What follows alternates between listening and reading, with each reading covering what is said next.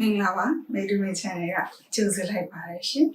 အမပေါ်လိုက်ပြောင်းလိုက်နဲ့အခုတော့ပြန်ပေါ်လို့လာပါပြီအားလုံးပဲ Happy New Year ပါအခု record လုပ်နေတဲ့အချိန်ကတော့ January ရဲ့ second week လောက်လို့ရောက်သွားပြီပေါ့နော်ဒါမှလည်း Happy New Year ပါဗီဒီယိုတွေလုံးမလုံးစဉ်းစားပေမဲ့မလုပ်ချင်ဘူးပေါ့နော်မလုပ်ဖြစ်တဲ့အကြောင်းရင်းကediting မိုင်းကိုနည်းနည်းလေးပြင်းနေရတယ်ပါလို့ပါအကြောင်းမလို့ဗီဒီယိုတွေကိုတင်မယ်မိကုန်းနေတွေ့ပြီမှမဖြစ်ဖြစ်ဘူးပေါ့နော်အခုတော့အမဗီဒီယိုလေးအသစ်တစ်ပုဒ်ထပ်တင်လိုက်ပါတယ် New Year 2026အချိန်ပထမလအချိန်မှန်နေနဲ့ပါဒီဗီဒီယိုမှာအမကစဉ်းစားထားတာပေါ့နော် editing မလုပ်ချင်တဲ့အတွက်ကြောင့် editing မလုပ်ဘဲနဲ့ဒီတိုင်း raw footage ကိုပဲတင်မယ်လို့တွေးထားတယ်ပုံမှန်အဖြစ်ဆိုရင်အမစကားပြောရင် am တွေများတယ်ပြောနေနဲ့နောက်စလုံးကိုမေ့သွားရင်ရက်လိုက်တာမျိုးများတယ်ပေါ့နော်ဒီတော့ဒီမှာတော့အဲ့လိုမျိုးမမေ့အောင်စာအုပ်လေးနဲ့ရေးလာတယ်အဲ့အောက်မှာတော့စာအုပ်လေးကိုကြည့်နေမယ်ပေါ့နော်အဲ့တော့အောက်ကိုကြည့်နေလို့ရှိရင်နည်းနည်းလေးနားလည်ပေးပါနောက်ပြီးတော့စကားတွေမှားသွားတာမျိုးပါတယ်ဆိုလို့ရှိရင်လည်းသိခံပြီးကြည့်ပေးပါ2026ရောက်လာပြီဆိုတော့ဘာတွေအောင်မြင်လဲပေါ့နော်2025မှာအောင်မြင်လဲဆိုတော့အကြီးအကျယ်တော့မလို့ပါဘူးအဓိကဘာလေးတွေဖြစ်သွားလဲဖွင့်ပရရမောက်ဘက်ကတော့ဒီ2025မှာပထမဆုံးကားဝယ်ဖြစ်တယ်နောက်ပြီးတော့အဲ့ကလည်းဗီဒီယိုလေးတင်ထားနော်နောက်ပြီးတော့ကြတော့အလုပ်ရသွားတယ်ဩစတြေးလျမှာအလုပ်ရသွားတယ်တင်ထားတာထက်ဆရာတော်ဩစတြေးလျမှာ ID အလုပ်ကိုရဖို့နည်းနည်းအခက်အခဲဖြစ်နေတာဒါပေမဲ့အလုပ်ရသွားတဲ့အတွက်ကြောင့်ကျင်းတဲ့အဲ့ဒါလေးကတော့အဓိက2025မှာအောင်မြင်တဲ့ achievement လေးပေါ့နော်2026မှာကကြတော့အားလုံးလည်းကိုယ့်ဘာကိုယ်တော့ဒီဖြစ်စေခြင်းနဲ့ရွယ်ချက်လေးရှိနေတယ်เนาะအဲ့2026မှာအမချထားတဲ့ရွယ်ချက်တွေကမှအမဘွားကိုပြောင်းလဲစေနိုင်မဲ့ရွယ်ချက်လေး၃ခုကို share ပေးလိုက်ပါတယ်ပထမတစ်ချက်ကတော့အင်ဂျီတွေမဝယ်တော့ပါဘူး no clothes buying ဆိုပြီးတော့ဒီတစ်နှစ်လုံးမှာပေါ့နော်အမကိုlimit လောက်ထားတယ်လောက်တာကတော့ဘယ်လစပစ်တာလဲဆိုတော့2025 November လစလောက်ကစပစ်တာဘာကြောင့်ဖြစ်သွားလဲဆိုအိမ်ပြောင်းဖြစ်သွားတယ်ပေါ့နော်အိမ်ပြောင်းဖြစ်တဲ့အချိန်မှာပစ္စည်းတွေထုတ်တော့ကြတော့ဟဲအင်ကြီးတွေမှာလေဒီအရန်များတယ်ပေါ့နော်အဲ့ဒါနဲ့မှနောက်နှစ်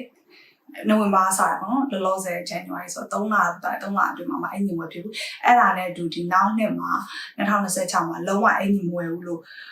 ဆုံးဖြတ်ထားတယ်အမကအင်ဂျင်ဝယ်ရဲဆိုတာလေတကယ်ကတော့အင်ဂျီ fashion iconic တွေပါတယ်မဟုတ်ဘူးဘယ်လိုမျိုးခါမှာအင်ဂျီဝယ်လဲဆိုတော့ဒီ sales ချတဲ့ခါမှာအင်ဂျီတွေဝယ်တယ်လိုမလိုစေးချတန်အောင်ဆိုပြီးတော့ဝယ်တဲ့သူတွေမှာပါတယ်ပေါ့နော်အဲ့တော့ကြတော့အင်ဂျီကတဖြည်းဖြည်းနဲ့များလာတယ်အဲ့တော့အခုက sales ချရင်လည်းမဝယ်ဘူးနောက်ပြီးတော့ sales ချတဲ့ website တွေကိုလည်းမသွားဘူးshopping mall တွေကိုလည်းမသွားဘူးပေါ့နော်အဲ့တော့အဲ့ဒါလေးတခုအဝိစာလုံးဝမဝယ်တော့ဘူးလို့ဆုံးဖြတ်ထားတယ်နောက်တစ်ခုကတော့အမစာဖတ်ရဝါသနာပါတယ်စာဖတ်ရဝါသနာပါတဲ့အတွက်ကြောင့် library မှာလည်းစာအုပ်တွေငှားတယ်နောက်ပြီးတော့စာအုပ်တွေလည်းဝယ်ဖြစ်တယ်ပေါ့နော်ဝယ်ဖြစ်တယ်ဆိုတာဟိုလိုမျိုးအသစ်တွေကိုလိုက်ဝယ်တာမဟုတ်ဘူးဒီ Australia မှာကြတော့လေsecond shop လေးရှိရအဲ့ဒါ off shop လို့ခေါ်တယ်ပေါ့နော် OP SHOP off shop လို့ခေါ်တယ်အဲ့မှာ तू ကအစုံရတယ်ပေါ့နော်အင်ကြီးတွေလည်းရတယ်နောက်တစ်ခါ accessory လေးလည်းရတယ်စောက်လေးလည်းရတယ်စောက်လေးတွေဆိုလို့ရှိရင်2ချက်3ချက်အဲ့လောက်ပေါ့နော်အဲ့ဒီကိုသွားပြတဲ့ခါကျရင်အဲ့စောက်တွေတွေ့ဝယ်လာပြတယ်ပေါ့နော်အဲ့တော့စောက်စင်ရတပြည့်ပြည့်နဲ့များလာတယ်ပေါ့နော်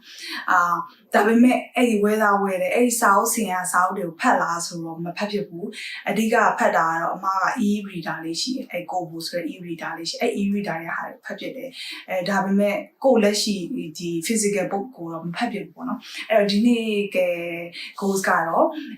e-reader လည်းဖတ်မယ်အထို့အတူစွာကိုဝယ်ထားတဲ့စာအုပ်တွေကိုလည်းငါဖတ်ဖူးတယ်ဆိုတဲ့စကားပြောလို့ရအောင်ဒီစာအုပ်တွေကိုပြီးအောင်ဖတ်မယ်ပေါ့ များသောအဖြစ်ကတော့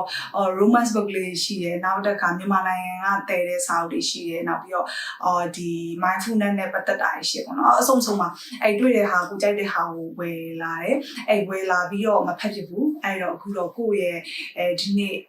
goals တစ်ခုကတော့အဲ့စာအုပ်တွေအကုန်လုံးကိုဖတ်ပြီးတဲ့သူဖြစ်အောင်လုပ်မယ်လို့တွေးထားတယ်တတိယတစ်ခုကတော့ခေါင်းစဉ်ဘယ်လိုတက်အောင်လဲမသိဘာလေးလဲဆိုတော့ YouTube တွေကို raw တင်မယ်လို့တွေးထားတယ်ဒီဗီဒီယိုပေါ့နော်ဒါပထမဆုံးဗီဒီယိုပေါ့ဘာကြောင့်အဲ့ဒါလေးကိုလုပ်ဖြစ်တာလဲဆိုတော့အမပုံမှန်အဖြစ်ဆိုရင်ဒီ technical တို့ID သမားဆိုတော့ fast and data တွေနဲ့ပြောရတာကြိုက်တော့ကြတော့ screenshot တွေထည့်တယ်အဲ့ဒါတွေနည်းနည်းလေး editing ကိုကြားစီတယ်ဒါမဲ့တေချာပေါ့နော် technical video တွေဆိုလို့ရှင်တော့အမ editing လုပ်ဖို့လုပ်ကြမှာပေါ့ဘာလို့ဆို screen share တာတွေပါဒါမဲ့ဒီလိုမျိုးစကားပြောတာလေးဆိုရင်အမ editing မတင်မယ်နဲ့ editing မလုပ်ဘဲနဲ့ raw လေးတွေတင်မယ်လို့တွေးထားတယ်ဖြစ်မလားမဖြစ်မလားတော့မသိဘူးခုနကပြောတော့အမစကားပြောရင်နေများတယ်